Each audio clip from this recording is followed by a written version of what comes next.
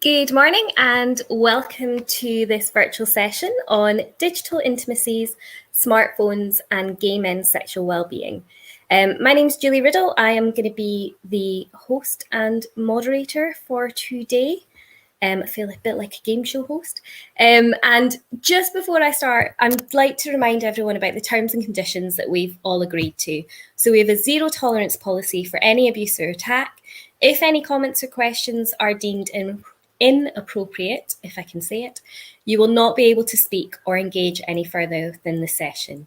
And just to remind everyone that we're all here in the spirit of active learning, listening, discussion and respectful debate in order to discuss the challenges that we currently face in sexual health, wellbeing and social justice in Scotland. So the fun bit, just going to introduce our panel today. So we have Lewis Clarke. Give away, thank you. Christopher Ward. And finally, Ingrid Young, who will start the presentation. Thank you, Julie. Thank you very much. And thank you to Christopher and Lewis for joining this workshop. We are in a really strange position where we can't see the audience, but we imagine you, we are imagining you and we know you're there. So we are speaking to you. Feel free to use the emojis and use the chat box and the Q&A as we go through. We're gonna try and do this an interactive workshop today.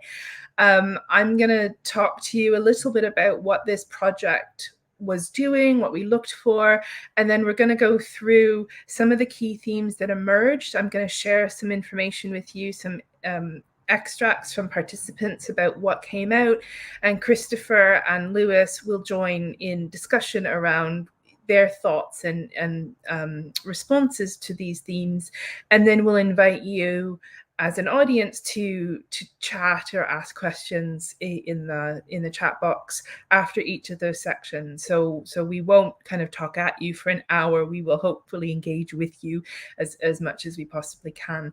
And as I mentioned, we're aiming for this to be about an hour, but we'll see how we get on. And if you have lots to say, we do have a little bit of time to continue on. So I also just wanted to thank Christopher, who is at Waverley Care, who is a partner on the project and we've been having discussions throughout the project, the 2.5 years that it's been running, and Lewis Clarke, who joined us on the project for a few months in the summer to help us with some of the data. So both Christopher and Lewis have a lot involved or a lot to say about, I think, the data that I'll be sharing. So let me just see if I can work the technology like everyone else has been doing really well. Okay, so hopefully you can all see that. Right, so Digital Intimacies is a project that is funded by the ESRC Research Council, and it is run by myself and Jamie Hakem, who is now based at King's, although he was at the University of East Anglia when we started this project. As I mentioned, Waverley Care is a partner on the project, as is London Friend and Terence Higgins Trust. And so I'd just like to acknowledge Jamie Hakem, who's the lead on the project, but also James Cummings, who was the research associate on the project last year. And James and I did the interviews. We undertook the interviews last year that were a part of the project. So why this project? Why are we looking at phones and queer men's use of phones and intimacy? So one of the motivations that led to Jamie and I coming up with this project and applying for funding and actually amazingly being successful in getting the funding is that we wanted to move past preoccupations of gay and bi men, their casual sex and hookup apps. I think we all know the stereotype. We all know that people think hookup apps, smartphones, it's a way for gay men to engage in casual sex. And actually, not that there's anything wrong with casual sex, it's completely fine, but we wanted to explore the multiplicity of intimacies that are practiced by these men. So we thought it was important to find out, well, how is it that communities of queer men are engaging in smartphones and digital technologies? How are they? What are their intimate practices? And how do these technologies help mediate, support, provide challenges to these intimate practices. And so we wanted to explore explicitly how smartphones mediate these intimacies also within the social and cultural context that they occur. And what do I mean by that? Well, I'm not going to talk to you very much about the kind of interdisciplinary theoretical approaches to this project. I think that will probably be for another presentation, but just to say that we in the information in the interviews that we conducted, we wanted to pay attention not only to people's lived experience and what they did, but understand that in the wider context of what was going on. So we have a couple of images on the left. You can see the image of the person in a COVID mask with a black Trans Lives Matter sign.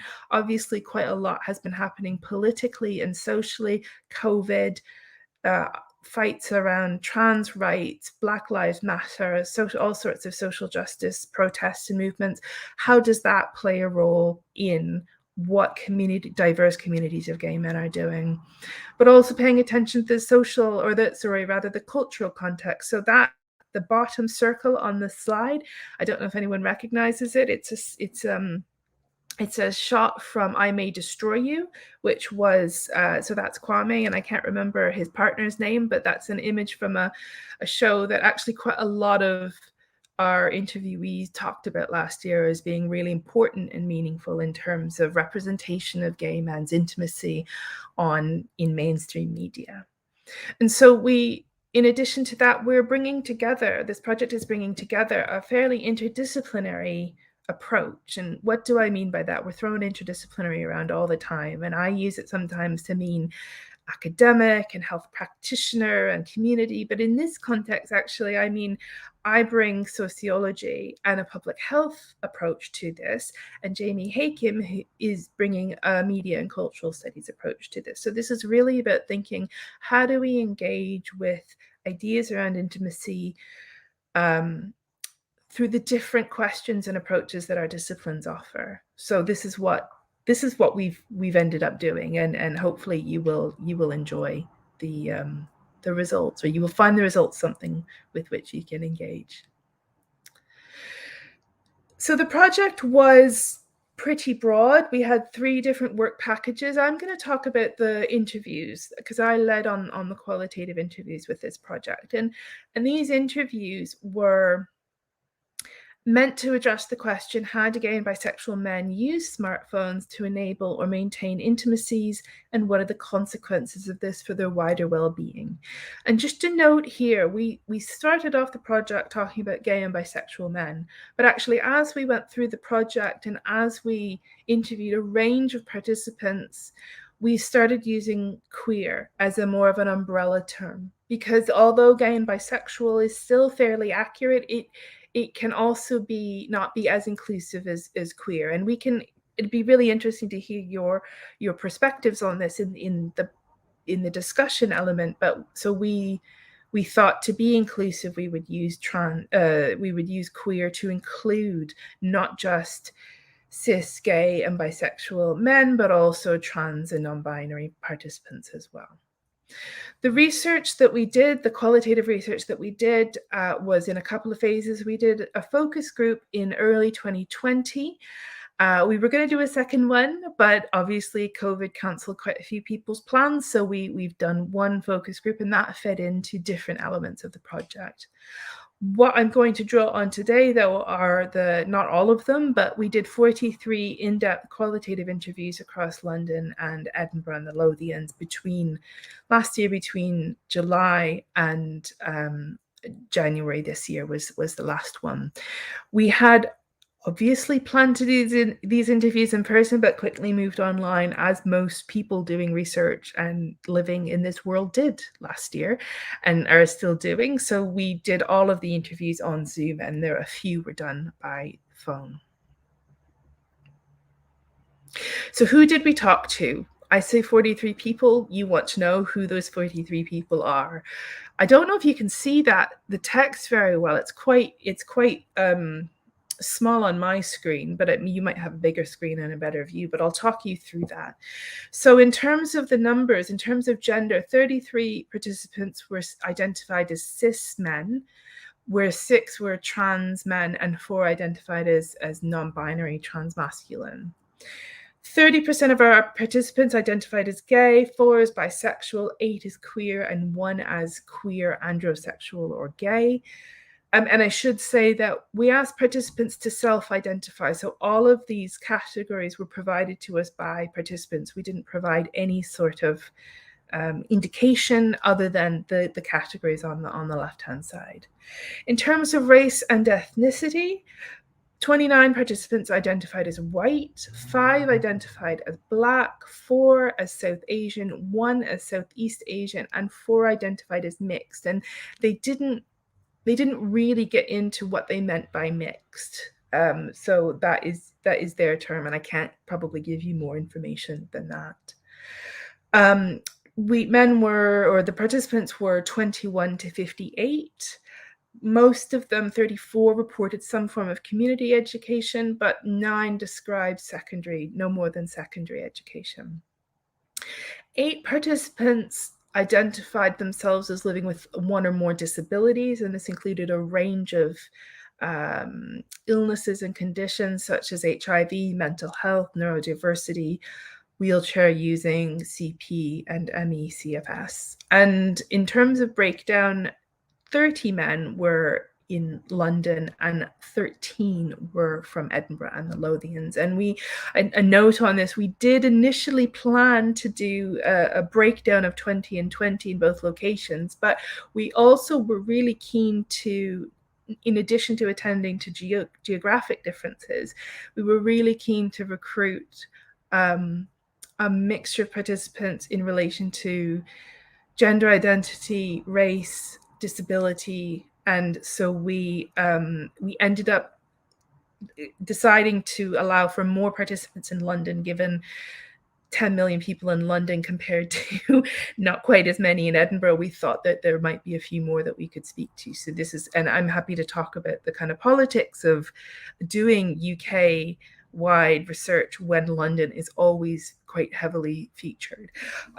In terms of what I will present in the next kind of portion of this, when I talk about it, I haven't indicated where participants are from in the extracts I'm going to show. And I've done that for a couple of reasons. I think that it's important that the geography is important in some cases, but not in others. And you will see that. But also, I was concerned about anonymity. And I think given such a small sample, given I don't know who's going to be at this conference, I think I didn't want to accidentally out a participant if they were here or if people knew them. So, but I'm happy to talk about geography more specifically and what came out of the interviews in relation to being in Scotland as opposed to being in London. Okay. So the first theme I want to talk about is vulnerability and control. And one of the really interesting things that came out of the findings was that when we asked participants at the start of all of the interviews what they meant by intimacy, they talked about vulnerability and control. And they talked about how their smartphones and other digital technologies help to, as I've put on the slide, gain a sense of mastery or control over this vulnerability. And so what do we mean by that? I'm going to go through some examples to talk about what this means, but I just wanted to say that actually there are all sorts of definitions of intimacy, of vulnerability, and we could probably spend 3 hours talking just about what those academic and what those lived experience meanings are for intimacy. But hopefully you'll see as we go through the data what participants thought as they used they lived their lives and how they described using their smartphones and engaging with others. So the first extract is about navigating safety. And this is Peter. Peter is a white cis gay man who lives with a disability. And I'll read it out for you because I don't know if you can read it very well. And so he talks about, so I guess the safety of things has always felt really important. And I think a lot of that is linked to being disabled and kind of feeling like I really need to prioritize the safety aspect. But if I'd started to kind of have like a longer term conversation with someone, then it's either been WhatsApp or Snapchat that they have moved to, but in a more sort of friendship sense. Using the apps, you've got kind of that protection. Like if things don't work out well, you know, you can block the account and there's a bit of a feeling of safety from that. Whereas kind of taking it out of that, where I've got to give my phone number and things like that. So it's like when I think of new people in my head, anyone that I've kind of swapped details with, it's been someone that I feel I can trust by that point. And it has been intimate. It's still been someone that I feel I could trust. So here Peter is talking really about how the apps offer that protection. And actually for him, he felt it was additionally important because of him living with his disability. And Peter uses a wheelchair, and so talked about the importance of knowing that when he went into a physical situation that he trusted that person, he knew it was going to be safe. He wouldn't be able to move away as quickly, perhaps, as someone else who didn't use a wheelchair. The second extract I want to talk about is Will, who is a white cis gay man. And he talked about how he used the different platforms, kind of picking up on what Peter said. And Will said, if you move to Grindr to WhatsApp, you've graduated. That means actually you're wanting to kind of chat a bit more. And the guy I'm currently seeing, he graduated to WhatsApp.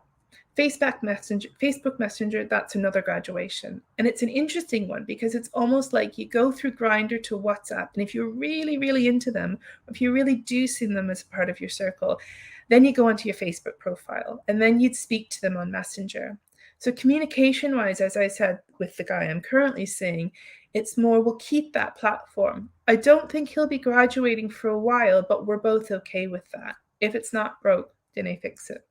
So I think Will's kind of amazing kind of digital strategy or digital hierarchy of relationships shows how these digital technologies allow him to manage intimacy, safety, but also give him a sense of who his inner circle is. And he had some very interesting things to say about who uses different apps and different platforms, and about how the different types of Twitter accounts that people had. And so the Twitter porn account that you have is different to your Twitter account. And actually how some of the men that he met who were older didn't understand that you weren't supposed to put everything on one account, and that you were supposed to separate it out. So I think there are issues here in terms of age and use of the digital technologies and navigating that. I didn't put that in the extract, so that's just in addition. And then finally, the last extract for this quote, and then I'll hand over to Christopher and Lewis, is about the speed of which these technologies allow for maintaining control. And Hayden, who spoke to us, who was white, gay, trans man, talked about this. And he said, I have a friend who is like an old gym buddy of mine, and that was our connection. And this is what happened during the pandemic. And now every Friday we'll have this Zoom hangout, but it's like the first half hour or hour of that is usually us really sharing how we feel. And I feel like I'm learning so much more about this friend of mine, because I feel he's really opened up over time, and that's really nice. I feel like we have a really deeper bond. So that's really cool. I was very surprised by it. That's not to say that it would never have happened. I just think maybe it would have happened a lot further down the line. And so I think this is just a really nice example of where this shift in relationship, and actually a move to digital platforms, changes that and allows for a different sort of relationship and a different form of intimacy to take place. I'm going to stop sharing my slides at this point and invite Christopher and then Lewis, if you wanted to comment or to engage with what's been shared so far. No, absolutely. And I think it's really interesting what the different extracts bring up, particularly as something that we see within our service is actually how different apps can be utilized for different aims, and the different mechanisms within those apps allow that control and safety around the relationships you form and negotiations you may have around sex. And I think on an implication for service level, what this demonstrates is a need for a particular work around app use, around app safety, but particularly how different apps have different mechanisms to support you and to allow you to kind of vet and kind of support you in keeping some anonymity. I'm thinking particularly about the men we support in rural areas, or particularly people coming out for the first time, and their first interactions with their peers might be through sexual social apps or online platforms, and how for those communities in particular, a kind of right for opacity is really key for them maintaining safety and actually building up trust with potential partners. I think particularly within our service, there's an interesting example of, we've just formed in partnership with Terence Higgins Trust Scotland, an online peer support group for men living in remote and rural areas. And the big thing about that is actually they're being really vulnerable because they're being out together on a single platform, but they're actually engaging with people across Scotland because it doesn't feel like a safe thing to do in their local communities. So actually having that peer engagement that apps and online spaces provide, I think, is really important for building up trust and healthy relationships for queer men. I don't know what Lewis thinks in regard of that. Yeah, I think because I'm trying not to get ahead of what's going to be talked about later, because it all kind of blurs into one. But I think what I really enjoyed, especially about those extracts, is how aware some of the participants were about the complexities of navigating those.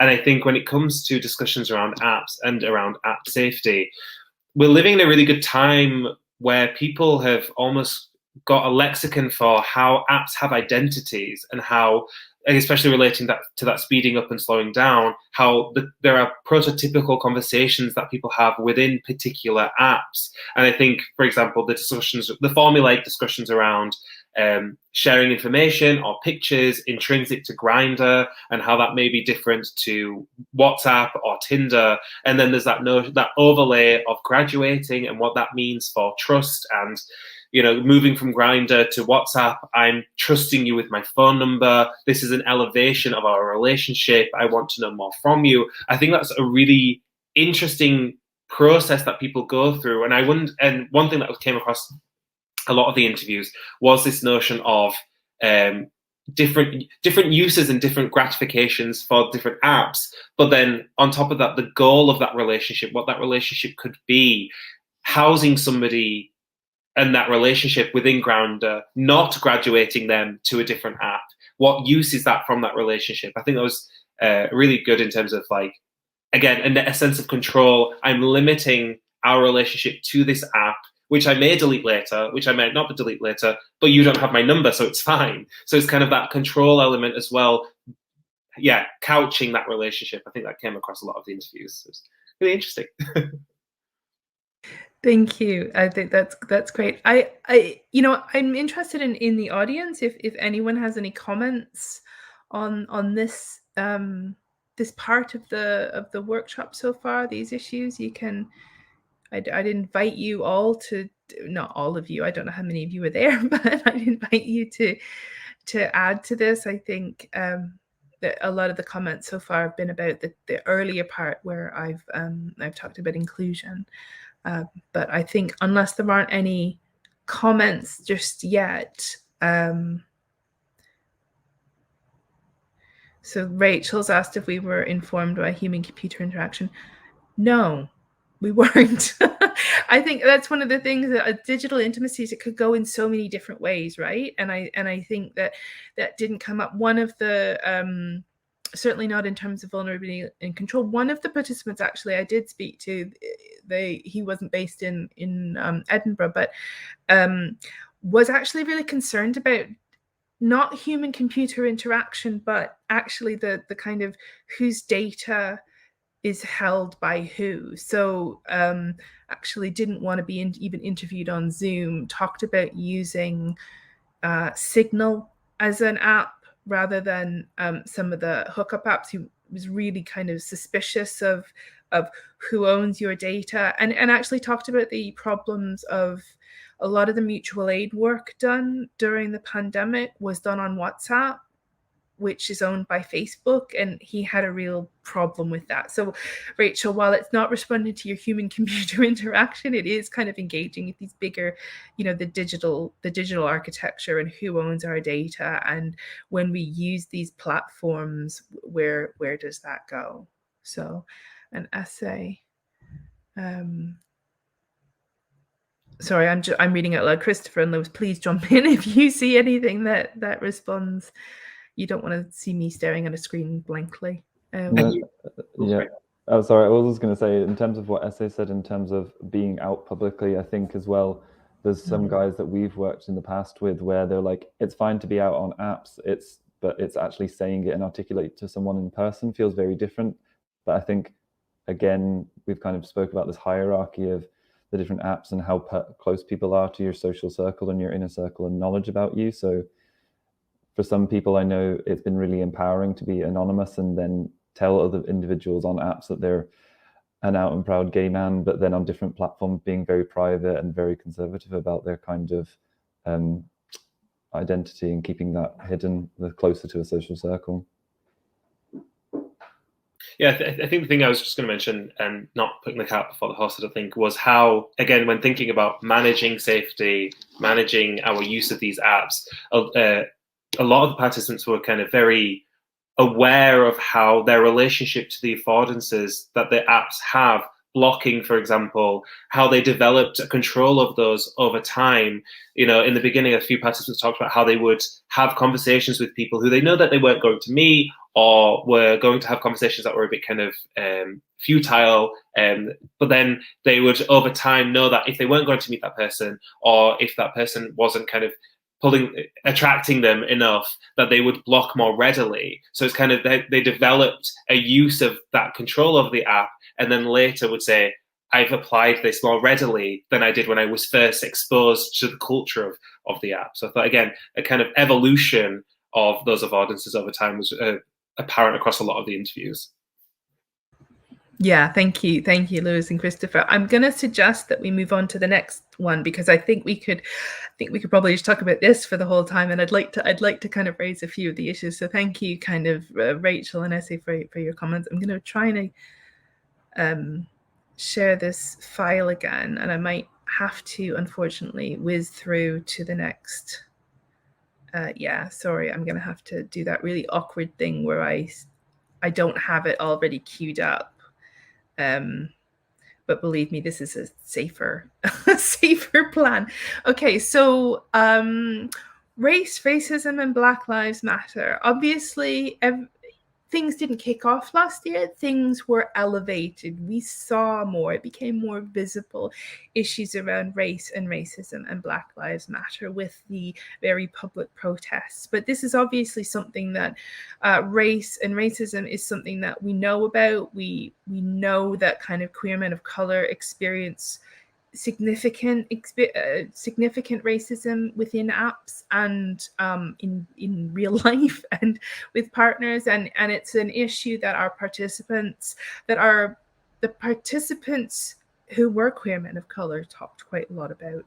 The participants who identified as white, there were a few exceptions, but found it very difficult to engage with ideas around race and racism. And I think this speaks more broadly to, this is not specific to these men that we interviewed. I think there was a real issue with people don't know how to talk about race. And I think we're all learning as we go, but actually I think we need to pay more attention to it. So what I'd like to do is share with you a few of the extracts from participants from some of the queer men of color that we interviewed, to share their experiences of I suppose racism in to put it bluntly, and or reflections on race.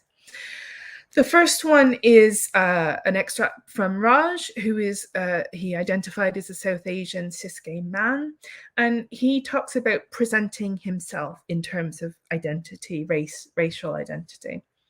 And he said, I just thought I should put down on Grindr that I'm South Asian. They need to know my ethnicity at least. And then I've put a picture of me and with my face, and I'm wearing like a workout gear, so I've got that as well.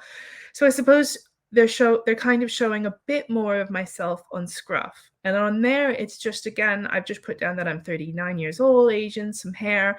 I'm a jock geek. I'm into jocks, muscles, daddy's orders. That's all I put. And I put that up because I think, well, that's who I am. And, you know, I'm Scottish and I'm Asian, and I feel that people need to know that. And that's part of my identity that exists. And it's something that I can't change physically or in any way, shape, or form. Don't get me wrong. People have asked me, where are you from? And when I say I'm from Scotland, they're almost shocked at that, because they've never ever met a Scottish person who's Asian, for some, you know, which is shocking, I think, if you've opened your eyes in Scotland. But anyway, so I think Raj's kind of experience is he puts it forward, right? He wants to put that out there, so people know. And so I think it formed it was an important part of who he was, and that needed to be represented digitally. The next extract is talking a little bit about the presentation of race and ethnicity on these apps. But David, who identified as mixed, bisexual, cis man, who was 21, talked about the ethnicity filter that was quite topical last year, I think, after Black Lives Matter protests drew attention to it. And he said, I remember when everyone was posting stuff about Black Lives Matter, Grindr, I put up, it's been around Twitter, like, we stand by Black Lives Matter. And it's like, I remember meeting friends and other people, there's a bit of a petition thing being like, well, how can you stand by Black Lives Matter when you have an ethnicity filter? It's like, Jesus Christ. Then they removed it, which I think is great. And some people I know who are other ethnic minorities were like, it's actually good because it means that you can filter out people to see people of your own race. So you can meet one other South Asian man in the entire country who's on Grindr. And that's a fair point. The ethnicity filter is behind a paywall. And I don't know anybody who pays for Grindr Unlimited or Grindr Extra. So I think it's more metaphorical. If people aren't paying for Grindr, then you're not actually using the ethnicity filter. I mean, maybe these people are paying for it. I don't know. But the fact that it's an option, I think, is abhorrent. It's terrible. So I'm glad they removed it. But they only removed it because people were complaining. They don't actually care. But at that same time, if racists want to weed me out, not to talk to me, I want them to do that. So it serves a purpose. But I think the context of an ethnicity filter on a dating and hookup app in 2020 is ridiculous and very outdated. I think I think we'll have a lot to say about this extract. I think there's a lot in here. I think it's fascinating that both David sees it as a really problematic thing, but actually a really important tool for queer men of color. So I think who's using this filter, how is it being used, I think really draws attention to how these technologies provide tools for both racism and anti-racist kind of practices within intimate spaces. So I think this is something I'd be really keen to hear both Christopher and Lewis speak to shortly. But I'm going to move on to the next few extracts so we can get to the discussion. Stephen, who identified as a Black African cis gay man, talked about rejection on these apps in relation to race specifically. And he says, I think it's just sort of like the lack of respect I get, generally the lack of response. That really speaks for itself. Lack of response, and because people will see a picture of you, that's the first thing they see about you. I have seen profiles that really shock me. People very openly saying no Asians, and then in brackets, sorry guys, or, you know, like British guys only. Like, to me, this is shocking, absolutely shocking, that you will feel confident enough to have the level of security that you can say things like that without, I don't know. I just find it very toxic and very kind of aggressive. There's a level of aggression, you know, verbally, microaggression if you want. So to read things like that makes me really reflect on how these apps are being used and how toxic they are for the community, for us as a community, as an LGBT society. You know, they're being used as a tool to be more connected, but really what they're doing is separating everyone out.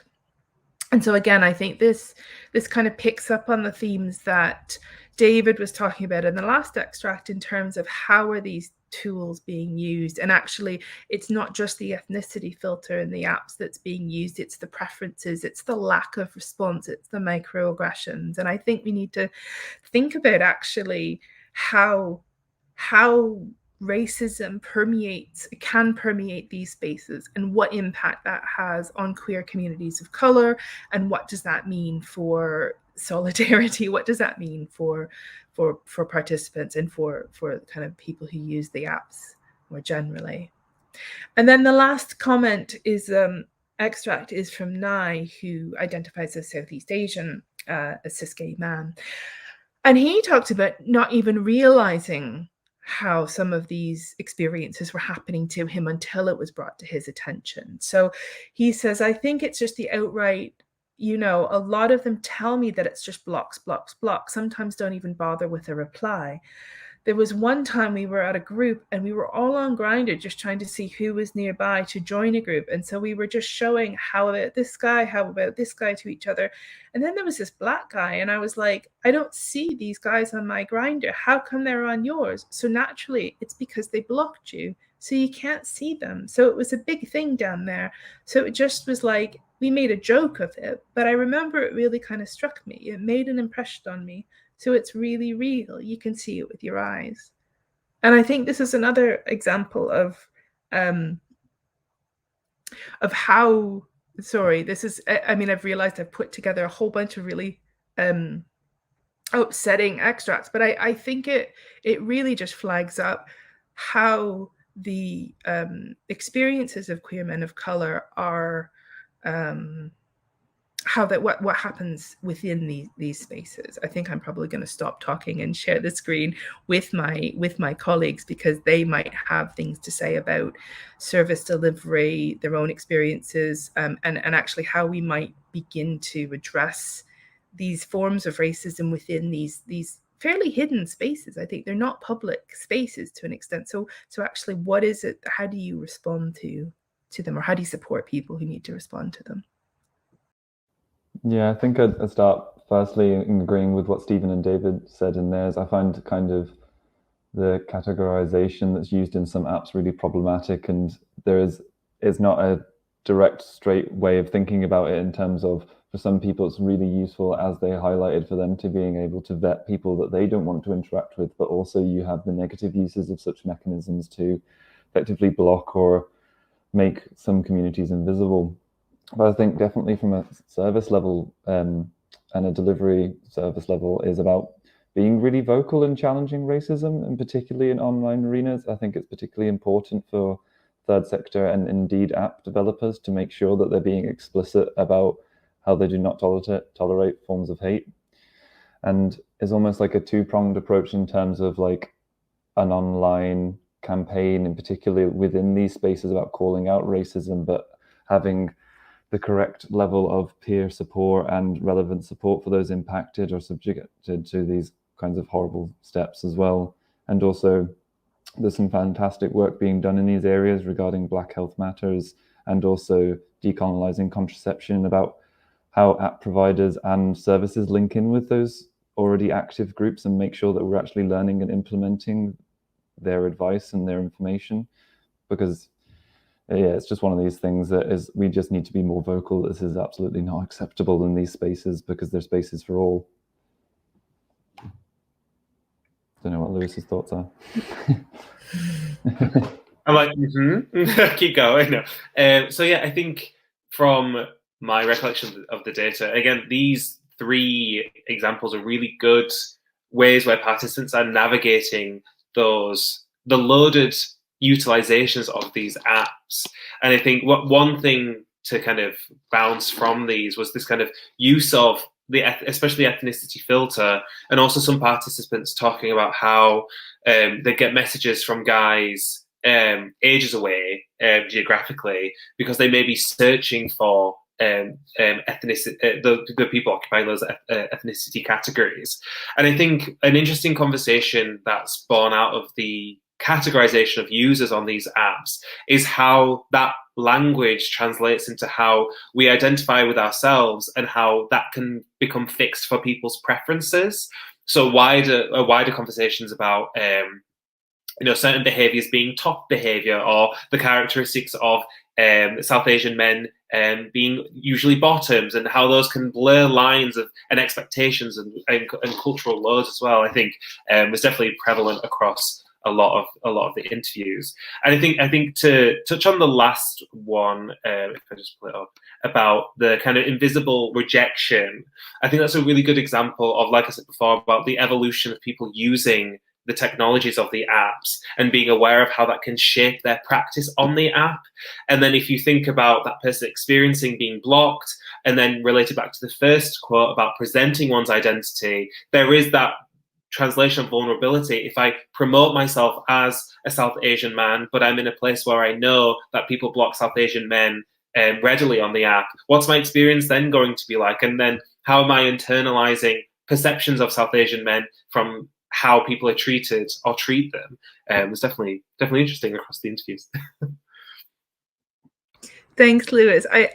What I think is really striking is that the first extract that I talked about, not in this section, but of David, who talked about finding the apps is safety. And actually in the first section, we talked about how people found the apps as a safety. They don't graduate onto the next step unless you trust them. I think those same tools are being used to invoke harm, or to kind of, be harmful or exclusionary. And I think that's really important to remember or to think about when we're thinking about how people navigate these apps. And I think the apps, I didn't put up, we could have probably done a whole section on on race and racism in this talk, but I think some of the other participants or other extracts talked about how men use the apps to find each other, and actually, especially for perhaps maybe new people to the UK, use the apps to find communities and to find queer communities of colour.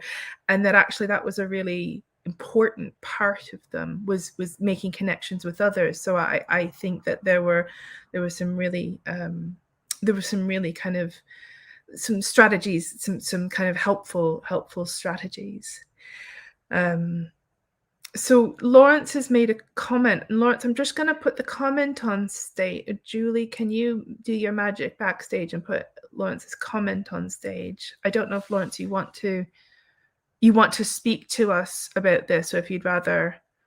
I'm going to invite you to the stage, Lawrence, but you can also not accept my invitation if you don't want to. But Lawrence said, as a mixed race gay man, yeah, okay, so Lawrence isn't going to join us. That's completely fine. So as a mixed race gay man, I find these apps great to form new connections. However, I find the disposability and anonymity can really culture an atmosphere where people don't indulge in the common decency, where there is no fear of repercussion or action. Yeah, I think, no, that's no problem, Lawrence. I do think there is an issue around repercussion of actions, right? I think we see this on not just in these apps, but on Twitter and social media. What is the repercussion of these actions? And I think it's something we're going to have to get much better at responding and supporting. And I think the exclusionary practices need to, how do you deal with them when they are invisible to you? And I just think I was really struck by the number of participants who didn't see this, and so didn't really fully understand how much of an issue it was for them. Are there any other comments or questions? I think go ahead, Lewis. Go ahead, jump in. No, I was just going to say, as also a mixed race gay man, I think like what the quote said, where people have that kind of loaded term, British guys only. But I was born and raised here, and I'm mixed and black and gay, so I fit that. And then there's no this kind of again, I think disposability is a really good term here, where it's like, even if I was to engage with that and say, actually the conception of British that you're kind of pushing isn't really inclusive of my Britishness, and that goes back to that kind of, will I just be blocked immediately because then there's no consequence, or if I message them and they go look at my profile and then there's a block, this is kind of like the ways in which people exclude others on the app is almost like, well, you knew what you was buying into when you read my profile. You don't like that, block. And I think that's a really interesting, again, another way of mastering that control of the app and the way people shape who they see on the grid and the kind of culture that they create through their own control as well. So I think it was a really good comment, Lawrence. I'm gonna essay. You've got a comment here, and I don't know. It's a comment. Or a question? Do you think some underlying cultural, ethnic biases or information, or what some people have been exposed to as acceptable, appealing, plays into some of the racist expressions identified in the research? I think that's a big question.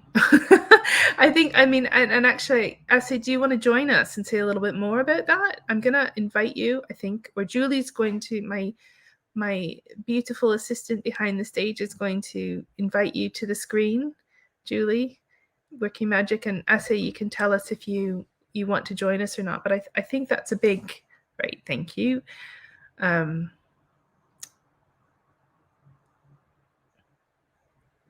Right, there's Essay. Yes. Sorry, I can't come on camera, but yeah, That's okay. And I know you mentioned taking the sort of back-end sociological aspects to the research. So it's just in my conversations with people, it's always come up as, oh, what if I grew up in this part of the world, and what I have come to learn as attractive to me is someone who looks like me, or someone who I have taken as, oh, this is what a gay attractive man should look like, or a trans attractive man should look like. Am I racist or am I not racist? And then it becomes difficult to navigate those conversations, especially when it comes to like professional practice. So I'm just like wondering if that came up and how participants sort of addressed those kinds of issues. Lewis, do you want to respond to that? Yeah, so I think I hope it sounds in a roundabout way. A lot of the participants in talking about their exposure to some racist or intolerant prejudiced positions talked about what is the current idealized body among gay men and what an ideal beauty standard is, and for the most part, it was a white, muscular, gay, cis gay man. And in reflection to that beauty standard, a lot of the participants then talked about how they couldn't meet that. But then also for those who would espouse that as the standard, they couldn't also unpack that for that person and make them aware of how that makes other people feel, and then how that promotes this culture of the app where some users are continually othered outside of their space within the app. So I think in terms of exposure to certain cultural ideas of beauty or misinformation, that was definitely what is appealing, was definitely cis white muscular gay men. And that definitely came out in a lot of the participants' experience of racism on the app. I think as well, I wanted to highlight as well how particular apps lead to categories that are based around kind of ideals perpetuated by pornography, as well as expectations of certain ethnicities and certain different races to perform in very pornographic categories, particularly in a sexualized environment as well. So I know from service users that that's particularly a negative experience that they've had in terms of how they can be expected to perform, or what kind of ideal they're meant to perform in that category of race. Yeah, thank you. I think they're all really important points, and I think I'd like to not move us on away from race, but to move on, because there are some other kind of sections I'd like to talk about, but also to flag up, we are going to be talking about race and racism a little bit more. So shameless plug for the Racism Roundtable at 2:00 today in the next session, where we have, I think Dale from Black Health Matters is joining us, and there are some really fantastic organizations that are doing some really good work in this and thinking around, how do you challenge this, and how do you challenge these representations? And I think I'm a big fan of Mark Thompson in everything he does. So I think, and he's doing loads of work that does challenge this. So I think there's lots of really good work out there. Christopher mentioned also decolonizing contraception, but I think there's lots of really good work out there. So I think it's just us making sure that we know and are working with these different communities and groups to push this a little bit more.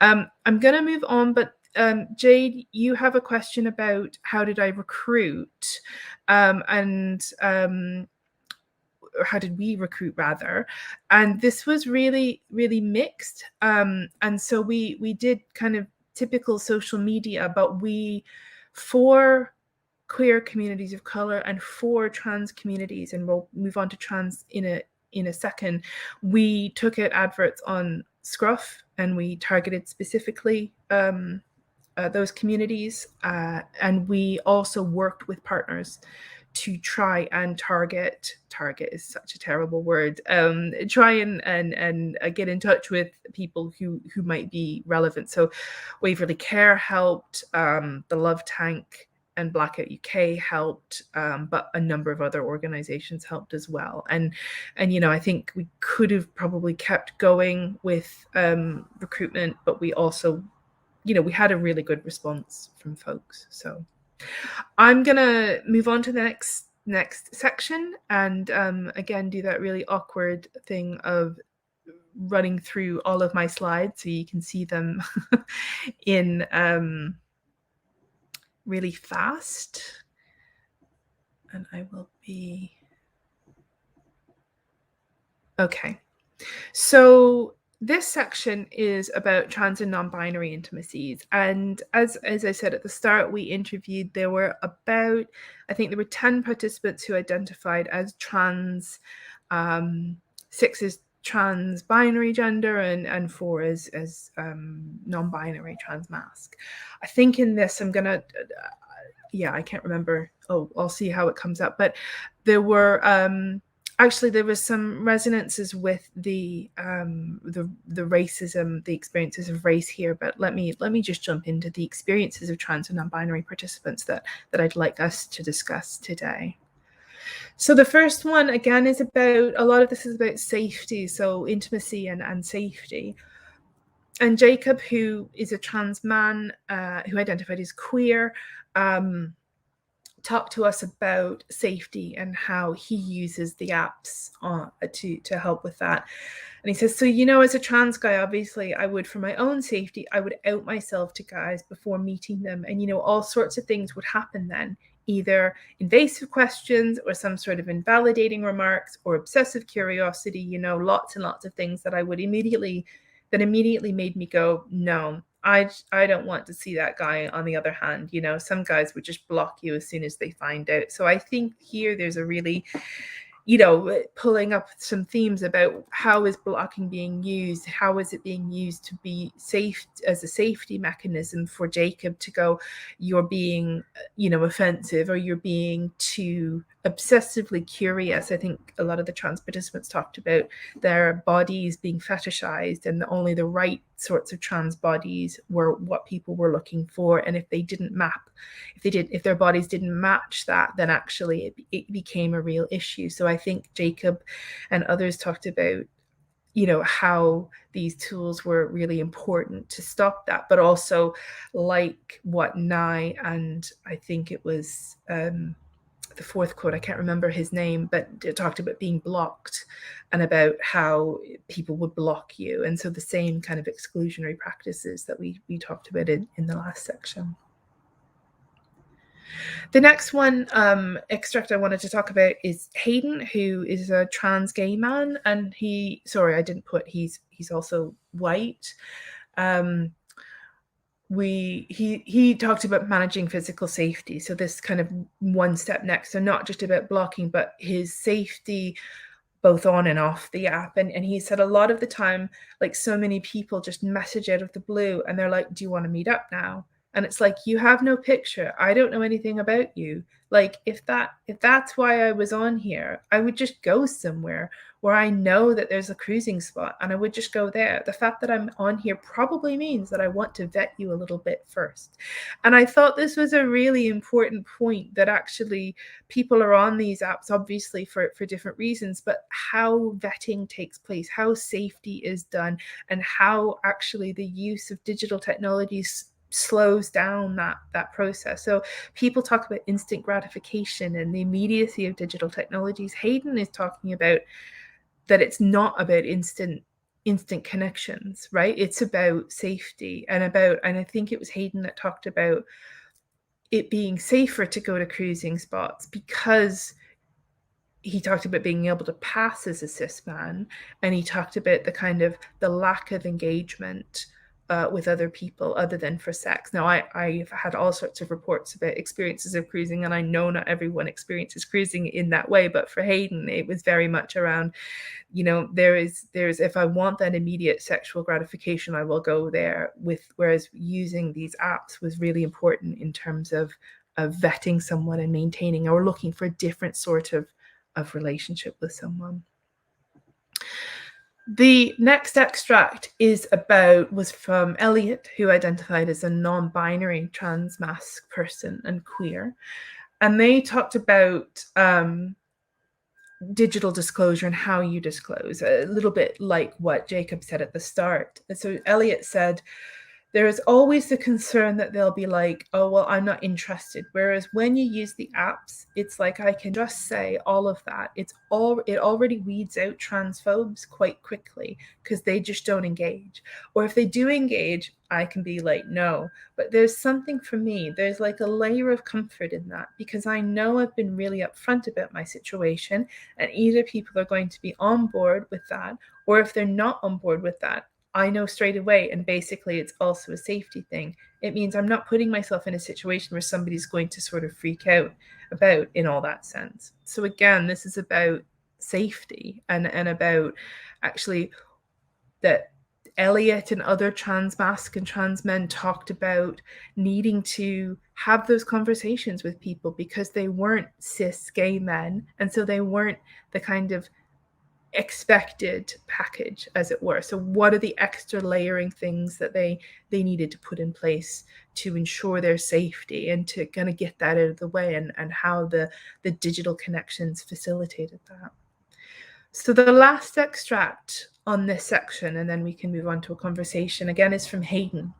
And I thought this was important to flag up because it was about navigating intimacy online with cis partners. And Hayden had quite a lot to say about this, and also I'll read this out. He said, I think as well, even like we're talking about online experiences on apps and things like that, there are varying degrees of pause. Cis men who are super like, yeah, chill, we don't need to talk about it, it's fine. And then there are cis guys who are like, I'm an ally, let's talk about it, how proud of you I am. And you're like, okay, I came here because I was like, turned on, and now I'm really not. So, and then you've got guys who are like, what the fuck, who are just rude or whatever. So I think Hayden's description of the kind of three different types of cis allies or cis partners or peak connections was really interesting, because and I want to pick up on the I'm an ally and I'm really proud of you was quite a funny point in that interview. I did that interview. It was quite a funny point in that interview, because you think, we're here for a hookup and you're talking about how proud you are of me, but you don't know me. And I think that kind of a lot of the trans participants talked about, I don't want to always talk about trans politics with people. I just want to have sex with you, or I just want to talk about other things. I don't want to talk about how proud you are or how much of an ally you are. And I think this raises a really important point in terms of what it means to be an ally, what it means to be an ally for trans communities, and what it means to be an ally more broadly. I'm going to stop sharing my slides because I'd really like to hear from Christopher and Lewis about that. What do you guys think? Well, the first thing I was going to mention, we developed some trans inclusive content for the SX website in partnership with the Scottish Trans Alliance and also some community members. And the very first topic they brought up was disclosing on apps. And they said, yes, we need information about how we do that and how we can do that safely, and what kind of different apps have different mechanisms to help us to do so. But could you please put some content in for cis people to know how to respect our boundaries? And if they ever say, what's it like being a trans guy? Be like, well, I'm not going to become a community rep for you right now. Go to this website and you can read it there. So I think there was a big thing about, as in that point of being like, I'm not on here to talk about trans politics. I might just be here to hook up. It's the absolute frustration of being seen as a community rep every time you're on the app.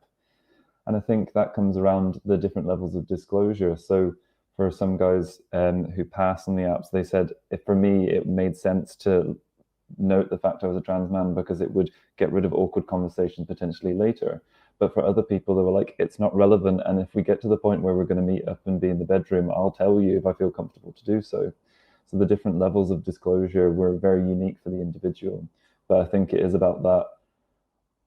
Where does it become a crossover from being like, I'm interested and I want to learn about you and get in touch with you, is like, well, my transness isn't just one part of me, I'm a whole person. Yeah, I think from my recollection of the data, there was a lot of discussions around, I think what I took from a different paper was like cis ignorance, and a lot of the participants spoke about how they'd almost be like a resource for some cis users on the apps to be like, look how much I know, let me demonstrate my allyship with you. And like that quote was a really good example of that.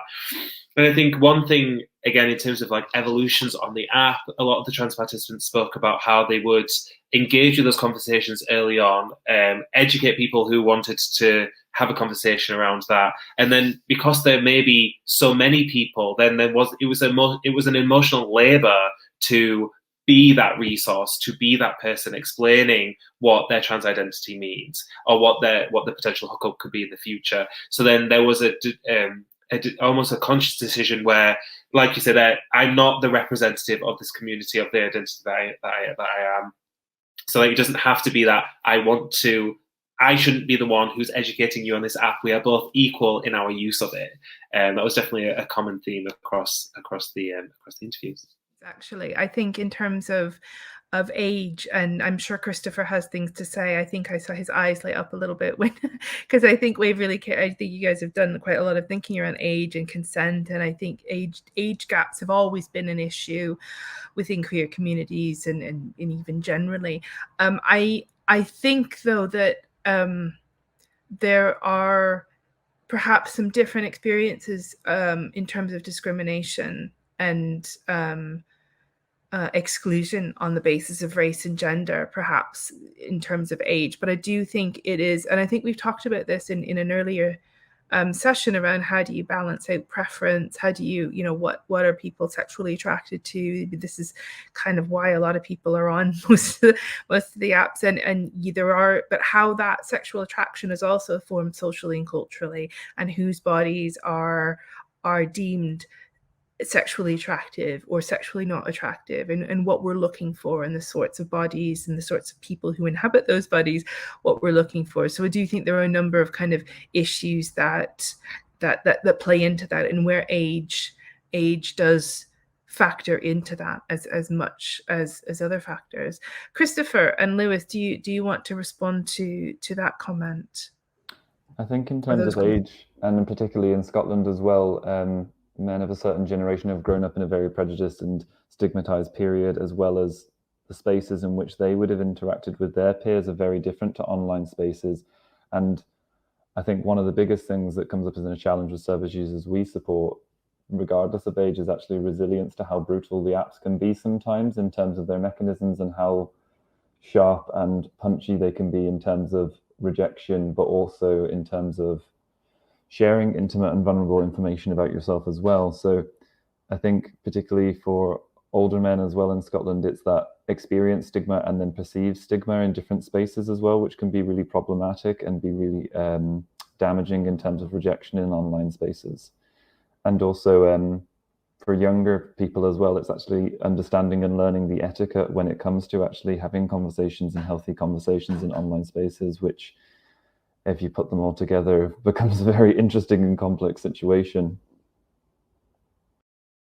Yeah, I think Chris is to build a tiny bit on top of what Chris said. I think resilience is exactly the right word, and I think projects like this, where there is a multiplicity in people's identities and what that could translate in terms of other people's preferences, what they do and don't look for, what they cut out or what they block, who they block and why.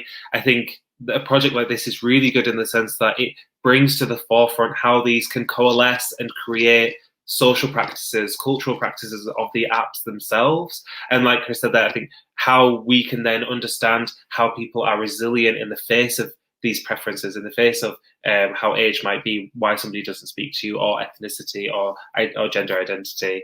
I think there's many ways you could cut our participants from and what they talk about in terms of their experiences, and age is a really good point as well. So thank you. Thank you. I am conscious I told everyone this would be an hour and we're already over time. There is another section. I just want to gauge, do people want to hear the last section? What did Christopher and Lewis think? Yes, I see thumbs up. Well, thumbs up from okay, me. right, okay. Let's do this. Last section where I do that really awkward, really sorry. You get to see the whole presentation in a nutshell. There we go. Okay. So the last section I really wanted to talk about was around pandemic intimacies. And actually, we've just had a paper published yesterday on this. So I will kind of whistle through this a little bit. Oh, wow. Thank you. I love these emojis. These emojis are great. So obviously, we did the interviews smack in the middle of the pandemic or after it had started. And so people had a lot to say about this. So we had come out of lockdown, I think, in both England and Scotland by the time the interviews started, but it was very much present. And actually, we were all, unbeknownst to us, moving back into another lockdown. So people were talking about how they navigated these spaces or this new environment in terms of sex and intimacy. And one of the things we wanted to, I think we need to reflect on in this is what self-care and care for other men looked like for gay men or for queer men during COVID, and how could gay men or queer men follow clinical guidelines and in community practice. So, we were all advised to stay in our houses. We were all advised not to hook up, not to have sex with people that weren't within our houses. When we had extended bubbles, that opened up possibilities. But Terence Higgins Trust at the very start of the pandemic advised no hooking up. And even, 5016 Street went as far as to say we could end HIV transmission if everybody stops having sex and we get them all tested and we get them all into treatment, then we'll get a handle of it. And obviously that didn't happen. What we saw was a drop off in testing, lack of access to clinics. People still continue to have sex to a certain degree. So I wanted to pick up on a few of the extracts from a few of the experiences of the participants we talked to about what they did, how they managed intimacy here. And so go back to Will again, who talked about his experience of the pandemic and said that this was, again, post we lifted the lockdown in Scotland. And so he talked about during the course of lockdown, there was a period of 4 or 5 months where I had no intimate contact. And there was a guy I had just started seeing casually, and we agreed in August when some of the restrictions were being lifted and the bubbles were coming in, he was like, I'm on my own for a week and you're on your own for a week. Let's just kind of quarantine and then we can see each other. And so I thought this was a really important way that participants and the men we spoke to were interpreting guidance about how is it you connect with people and what are the precautions that were taken in order to facilitate some sort of intimate practice. And Will goes on to say actually that I think this is right, that they didn't go on to have sex, but it was literally about them seeing each other's, them physically being in each other's presence, and how that was really important for them. The next example is Jacob again, who is a white queer trans man. And Jacob talked about bubbles and talked about negotiating intimate bubbles and the failure actually to do that. And it speaks, I think, to the heteronormativity of COVID guidelines and households and understanding kind of who are we all in relationships with, and is that just within one household, or imagining kind of mononormativity in a way. And so Jacob said, I reached out to one of my friends who I thought was most likely to be up for creating a bubble. But then again, I know that they live with somebody and they also have other people that they would maybe consider for similar setups. I didn't want to come on too hard, and that didn't happen. The people I surround myself with are mostly queer and kind of relatively polyamorous or polysexual. So obviously that eliminated that person from the list, and I didn't really see any other people I would either want to or that they would be in a position to. And I think this flags up some really important facts that actually participants weren't always in monogamous relationships or dyadic relationships. And how do you navigate a public health information about reducing harm when it is aimed at people? It makes assumptions about you having one partner, and that you too can maintain kind of some degree of safety if you just kind of are with your own partner. And so I think Jacob's example really flags up how a lot of the rules, I mean, I'm not in any way saying the pandemic worked for anyone, but actually for some people there were additional barriers, or especially if people wanted to follow the rules and to kind of maintain safety for themselves and their partners. But the last example I'd like to talk about is Gareth. And Gareth, white cis gay man, talked about actually negotiating harm reduction. And Gareth is a really interesting example of where they didn't follow the rules, or he didn't follow the rules as set out by the government, but established his own set of harm reduction rules within his group of sexual partners, within his sexual network. And so he said, in terms of sexual intimacy, we're now a smaller cohort of 5 people, where we sort of agreed going into lockdown, it's not really realistic to trust ourselves not to have sexual contact. That's going to be a massive challenge. There was a level of contract with them of all, do we buddy up? Or I think bubbles were often discussed at one point.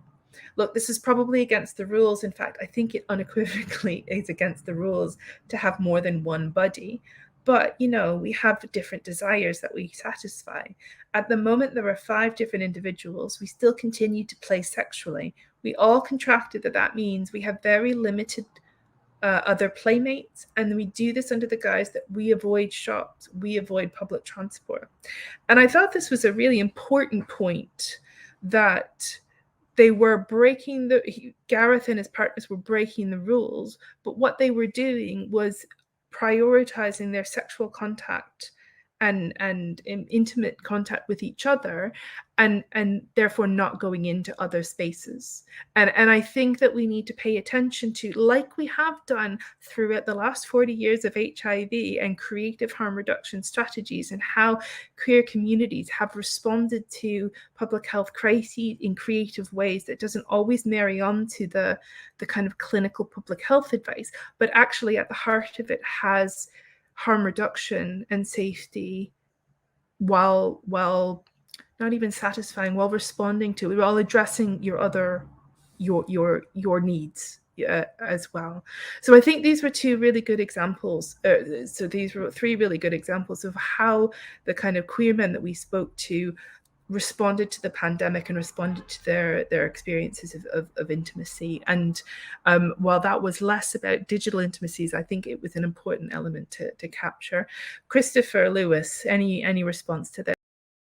Yeah, no, I'm happy to kind of pick up where you started in terms of the messaging that third sector and health services put out in the start, promoting abstinence, and also saying this is the pause that can allow us to take HIV by the horns in that sense. And like, abstinence hasn't worked in the past, and it wasn't going to work in the pandemic. So I don't know why we went along with that message, but it made this really interesting relationship between men online in terms of the good gay and the bad gay, of the ones who obeyed the restrictions, the ones who adhered to lockdown regulations, and also those who set out to police them in online spaces. Particularly, I think, noticeable in Edinburgh and the Lothians was an increased use of cruising grounds, and the ways people would meet would be through cruising forums to identify times and places to meet.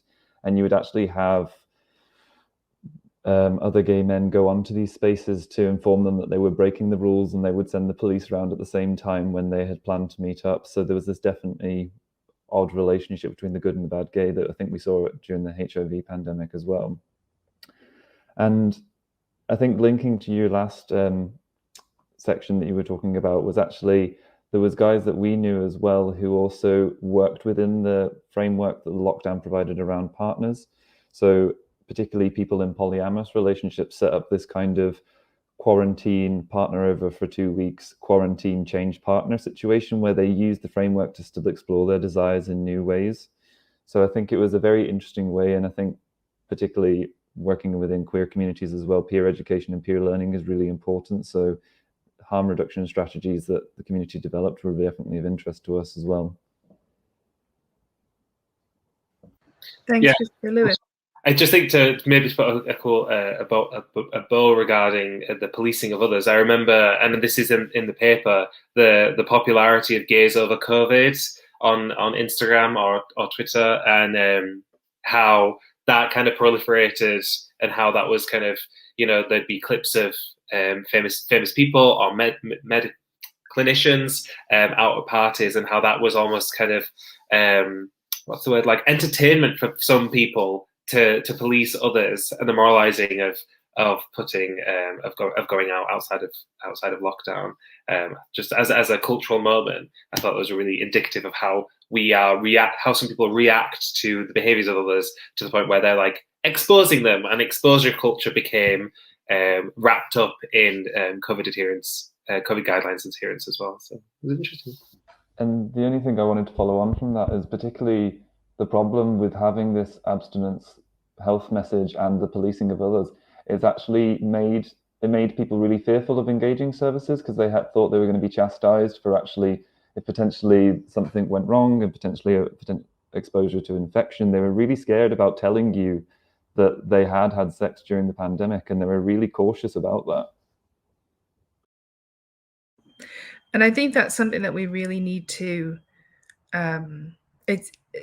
we really need to think about, the lessons learned from I mean, we're all experts in HIV, and I kind of think some of the learning from HIV went completely out the window. So I think the kind of initial call for abstinence means that you have created an environment in which you are bad, and you're not allowed to do this. And I think it's really important that if we're going to support queer communities, then we need to support the diversity within these queer communities. And I think the people we spoke to were really concerned about COVID. I think there's an assumption that you break the rules, you don't care about health and safety of other people, and that is absolutely not the case at all. I've put a link into, shameless plug, put a link into a paper on this that's just come out, and I think it's open access, so you shouldn't have any difficulties in getting it. And I've put a plug in for our end of a project symposium that's taking place next month, all being well. I'm conscious of time, so I just want to open it up to the audience, and just if you had any comments or questions about this section, about any of the other sections. I see, Jocelyn, you've asked a question around recruitment and inclusion. We included people, we recruited within people who live, work, or socialize within London and within Edinburgh and the Lothians. So we recognize, especially in places like Edinburgh, lots of people come in and work and socialize here, but in Edinburgh, but might not live in the city centre or in the city boundaries. So we were broad about that, but it was kind of trying to focus on two cities, broadly speaking. Are there any other questions or comments that people wanted to?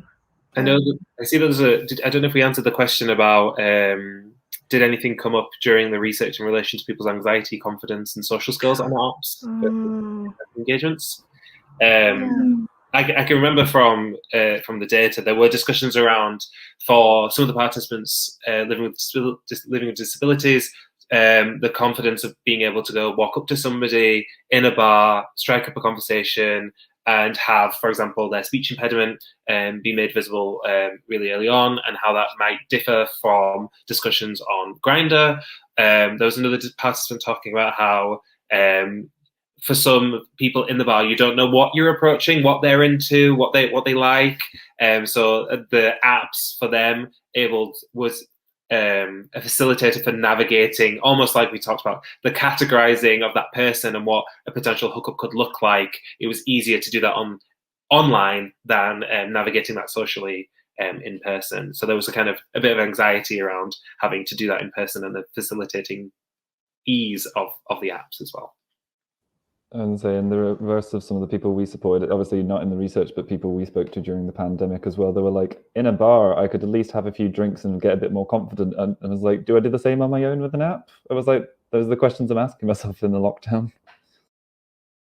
No, these are really good questions. And I think one of the participants I interviewed who had autism talked about how the apps played an important point in allowing him to make connections, whereas in person he wasn't very good with the social niceties. So we felt that the apps allowed for more of a transactional, I suppose, approach, which is what he was looking for, and also provided safety, because he also talked about the kind of the